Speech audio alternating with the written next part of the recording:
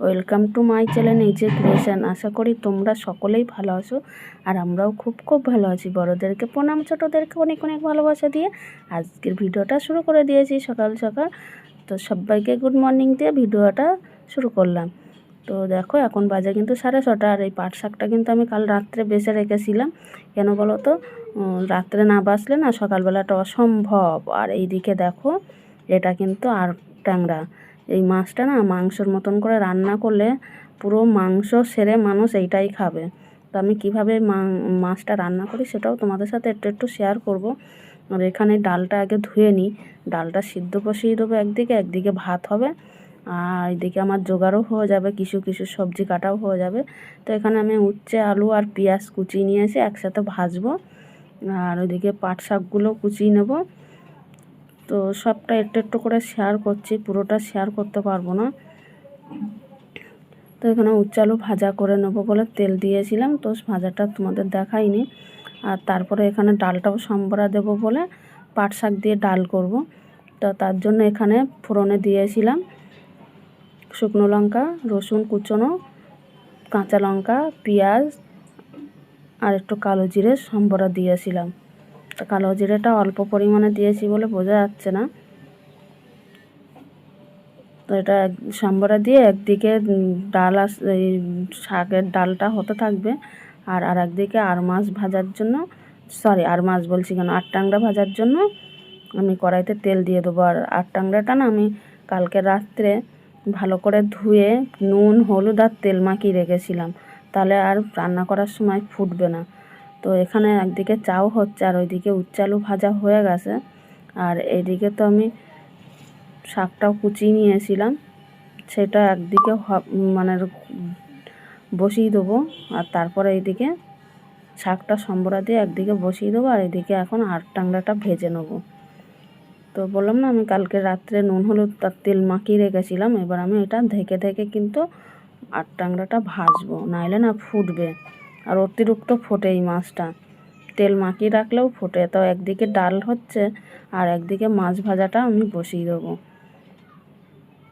তো এদিকে তেলটাও কিন্তু গরম হয়ে গেছে, মাছগুলো দিয়ে ভাজা করে নিয়ে তারপর ফিরে আসছি। তো দেখো মাছগুলো ভাজা হয়ে গেছে, এবার ওই তেলেই আমি কিন্তু আলুগুলো ভেজে নেব। আর কিভাবে আজকের এই আর ট্যাংরাটা রান্না করি সেটাও তোমাদের সাথে শেয়ার করছি, তো দেখো পুরোটা। তো আলুগুলো ভেজে নিয়ে তারপরে কিন্তু আমি এখানে যা মশলা বানিয়ে রেখেছিলাম সেগুলো দিয়ে মাছটা কষাবো, মানে মশলাটা কষিয়ে নিচ্ছি। তো এখানে পেঁয়াজ দিয়েছিলাম, রসুনটা একটু কিন্তু পরিমাণ বেশিই দিতে হবে এই মাছে। পেঁয়াজ, রসুন, টমেটো, আদা বাটা, জিরে লঙ্কা গুঁড়ো, এইগুলো দিয়েই আজকে রান্নাটা করছি। মাংসের মতন করেই পুরো করতে হবে এই রান্নাটা, তাহলে খেতে কিন্তু দারুণ লাগে। পুরো মাংস, মানে মাংস ছেড়ে মানুষ এই মাছটাই খাবে। মাংস যদি রান্না হয় কেউ আর মাংসের দিকে তাকাবে না, মাছ নিয়েই টানাটানি পড়ে যাবে, জানো তো। তো আমি আগে ভালো করে কষিয়ে নিই মাছটা, মশলাটা, তারপরে এর মধ্যে আর কি দিচ্ছি সবটাই তোমাদের সাথে শেয়ার করব কিভাবে। তো সেটাও দেখো তোমরা।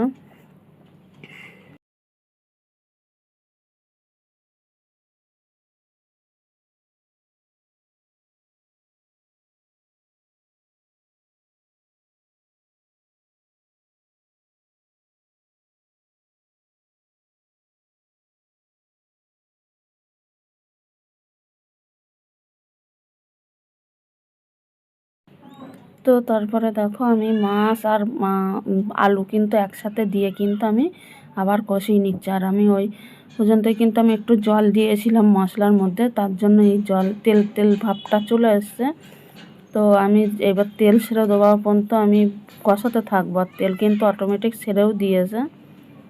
তো আমি এখানে কিন্তু গরম জল ব্যবহার করব, এখানে ঠান্ডা জল কেউ কিন্তু দেবে না। গরম জল দিলে এর টেস্টটা কিন্তু আরও বেড়ে যাবে। যেহেতু মাছ আর আলু একসাথে কষানো হচ্ছে, আমি কিন্তু মাছটা লাস্টে দিচ্ছি না, একসাথেই কষিয়ে নিচ্ছি।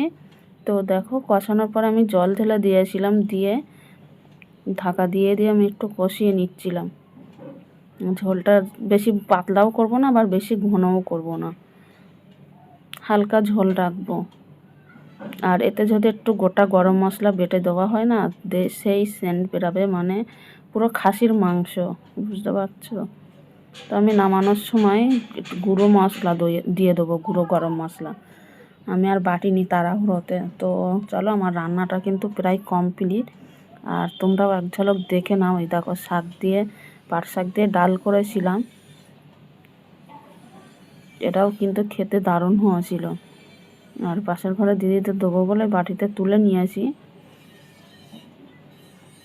আর এইদিকে দেখো, উচ্ছে ভাজাও তো আগে দেখিয়ে দিয়েছিলাম, আবার দেখাচ্ছি তোমাদেরকে। আর আমি গ্যাসটা সব মুছে নিয়েছি। এদিকে ভাত,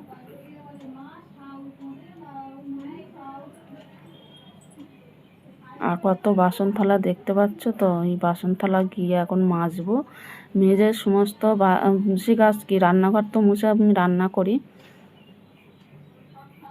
তো এখানে দেখো ডাল, আবার তোমাদের দেখাচ্ছি। আর তারপরে চলে এসেছি কিন্তু, আর তোমাদের সাথে কন্টিনিউ ভিডিও করতে পারিনি, মানে বিকালবেলা এসেছি তোমাদের সামনে। আর আজকের অনেক দিন পরে একটু কুলের আচার খেতে ইচ্ছা করছিলো, সেটাও বসে বসে খাচ্ছিলাম আর তোমাদের সাথে শেয়ারও করছিলাম।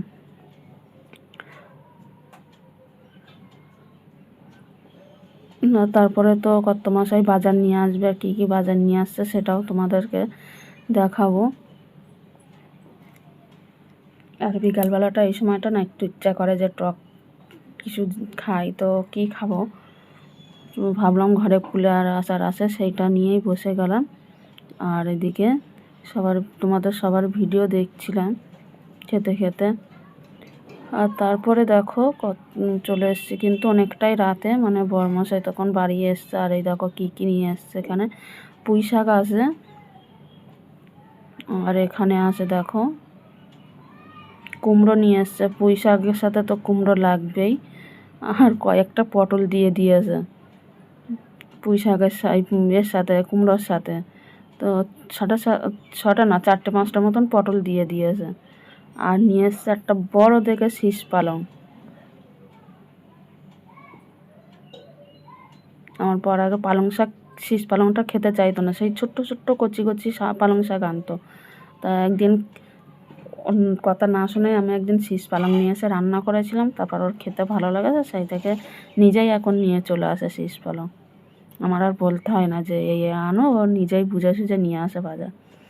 আর শীষ পালনের জন্য দেখো বেগুন নিয়ে এসছে, কিন্তু সিমটা ভুলে গেছিলো সিম আনতে। তো বেগুন দিয়ে আলু দিয়ে পালং শাক দিয়ে হয়ে যাবে, কোনো ব্যাপার না, এটাও খারাপ লাগে না। তো এখন সব কেটে কুটে নেবো, দুজনে মিলে বসে বসে এখন ও পটলগুলো সারিয়ে দেবে, আর আমি এদিকে শাকগুলো গুছিয়ে নেব। নইলে না এইভাবে তো ফ্রিজে রাখাও যায় না, আর ফ্রিজে গোটা গোটা রাখলে না মানে অনেকটাই জায়গা লেগে যায়। এবার আমি যদি কেটে প্যাকিং করে ফ্রিজে রাখি, ওই সবজিটা কিন্তু ভালোও থাকবে আর টাটকাও থাকবে, নষ্ট হবে না, আমার ফ্রিজের জায়গাটাও অনেকটা সেভ হয়ে যাবে। আর এদিকে বেগুন নিয়ে এসছে একটা, আর ওইদিকে আছে বরবটি, আর আছে ধনেপাতা। এই হচ্ছে বাজার। আর এইগুলো না যদি গুছিয়ে রাখি না, সকালবেলা তো তাড়াহুড়ো করে কেটে কুটে রান্না করতে অনেকটাই সময় লেগে যায়, হয় না। তো বন্ধুরা, আজকের ভিডিওটা কিন্তু তোমাদের কেমন লাগলো জানিও কমেন্টের মাধ্যমে। আর ভালো লাগলে বেশি করে শেয়ার করে দিও তোমরা সবাই। আর দেখা হবে তোমাদের সাথে কোনো নেক্সট ভিডিওতে, কোনো বা রেসিপির সাথে। আর আমার ভিডিওগুলো দেখতে তোমাদের কেমন লাগে কমেন্টে জানিয়ে যেও। ভালো লাগলে একটা সুন্দর করে কমেন্ট করে দিও, ঠিক আছে? আর এইদিকে দেখো সব কেটে কুটে নিয়ে আসি। এবারে কালকে যেহেতু পালং শাক করবো, ওর জন্য পালং শাকটা ডেকচির মধ্যে রেখে দিয়েছি, আর পুঁই শাকটা প্যাকিং করে নিয়ে আসি। এইগুলো এখন সব ফ্রিজে রেখে দেবো।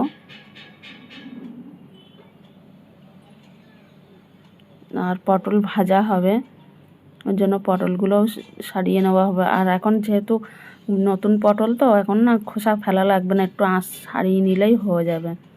তো দেখতেই পেলে এখানে সব করা আছে। তো চলো আজকের মতন ভিডিওটা এখানেই শেষ করছি। Tata, bye bye, good night সবাইকে।